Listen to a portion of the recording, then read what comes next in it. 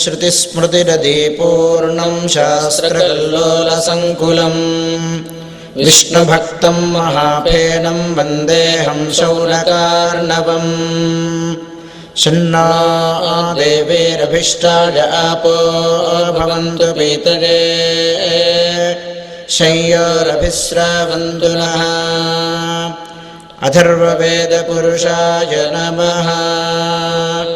ॐ ये त्रिशब्दाः पारयन्ति विश्वारूपाणि बिभ्रातः वाचस्पतिर्बला तेषां तन्वो अद्य दधातु मे।